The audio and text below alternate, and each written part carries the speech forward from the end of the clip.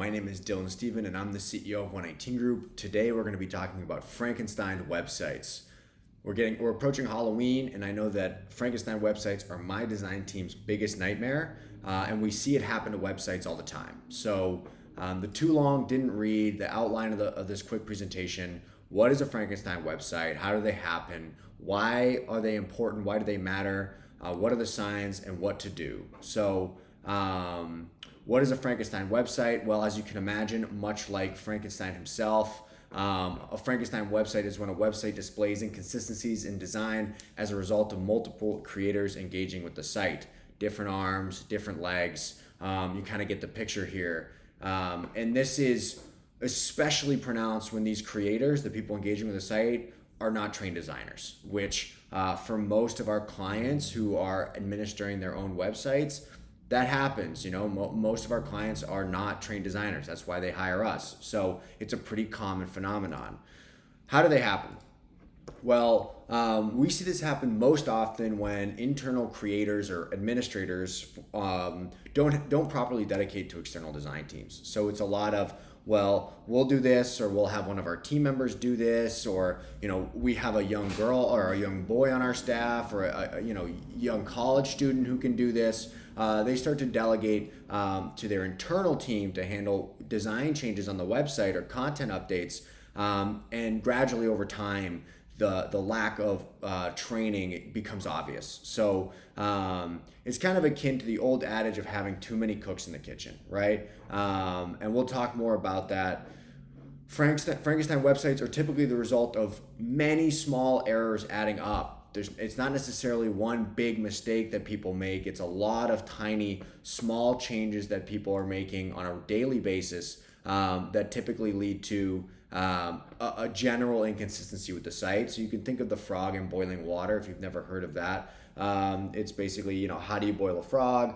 Well, you gradually turn the heat up over time, and all of a sudden they're in boiling water and they didn't even notice it. That's kind of an apt metaphor for these Frankenstein websites, because you're tinkering here and there. Someone's adding a post here or changing the content here, and everybody's kind of doing it a bit differently. It can lead to big issues in design, but also big issues in terms of the back end and the functionality. So it happens gradually, and it's a result of small changes over time. So what are the signs? How do you know if you've been infected by this Frankenstein virus, or your organization has?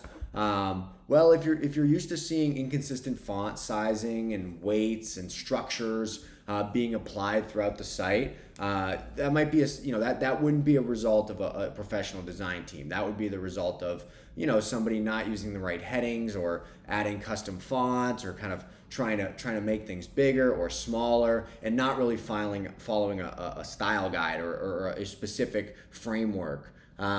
Inconsistent layouts. This is when everybody, you put someone in charge of putting a page together, and they would do it differently than someone else, and so the layouts for the pages are different, inconsistent.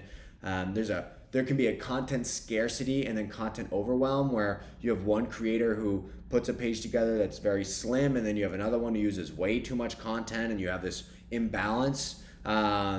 And then you have varying design of some of the key elements, some of the key user interface stuff, right? Like people use different colors for buttons, or different button themes, or different ways of approaching icons, or the way they handle links. So those are really important items, the UI, and people can do it very differently. So all of this, why does this matter?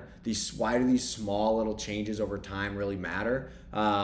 Well, the biggest reason is it leads to inconsistency.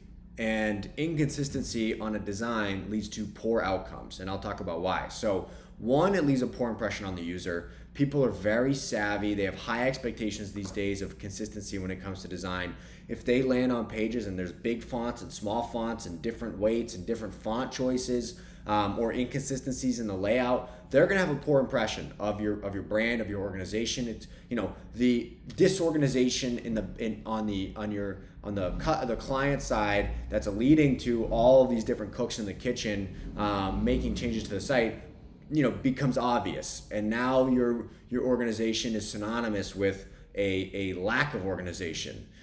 So one, poor impression. Two, it causes friction. If you have different ways of presenting information and design and content throughout the site. People have to relearn what those things are, even if they're subtle. Each time they visit a new section, that leads to friction. Friction leads to abandonment of the task. So you want to avoid as much friction as possible. It can lead to confusion because people don't understand why is this different than this? And if unresolved, it will eventually destroy the host. Eventually, you will wake up as the frog does in the boiling water and realize your website does not look the way it did when you invested in it. And so that's the other big thing is Frankenstein websites lead to wasted investments. Why spend, if you're spending money on premium website design services, why compromise that over the course of a year or 2 years? Because you're in there making all sorts of little changes, or your team is, and not doing it to the same degree as the team that built the website in the first place did. So that's a major concern. Wasted investment is never something we like to see. And when we see it happening to some of our client sites, we try and reach out and say, hey, do you want us to be doing some of this stuff? What are do you want some training on how to do this better? So what to do? One, you want to put a pause on all the changes being made to the site by you or your team, right? If just pause all the things that if you woke up and you're like, oh my God, the site is bad, we're all kind of plugging into it, put a pause on that so that you can kind of come together and evaluate the situation. 2, audit your current design for any of the inconsistencies I outlined earlier when it comes to fonts, designs, colors, elements, layouts. If you are able to notice that there are some mistakes being made, then your audience definitely is able to notice that there are some mistakes being made. So audit it, figure out where there are issues, and then identify where these issues came from, right? Like, is it a specific area of the site that's creating the issues? Is it a specific type of task, routine task that you guys are doing that's creating this kind of Frankenstein effect? Or is it an individual who is not doing it to a specific set of standards within your organization? Once you know what those issues are, you can work backwards and understand how they got there, identify where the issues came from, and then delegate more responsibility to your current design team. Wherever those issues were coming from, either delegate those, that type of task, whether it's, adding new events or any changes to the homepage. Or any changes to any of your service pages or any of your resources pages. If that's where the issues are coming up, delegate that work immediately so that you don't get any further down this Frankenstein design. And then, or if you're not interested in delegating, or you don't have a solid team you can delegate to, better define expectations for internal administrators, right? Like, start to create some standards across your admin side, your internal team, so that they understand what success looks like, what the standard is, and you have something to measure them against, and they have a framework to work in. So ultimately, tried to keep that quick. Frankenstein websites are very common. You might have experienced it happen to you. It is an experience killer, and it's a horror show. And so stop it before it spreads, and happy Halloween.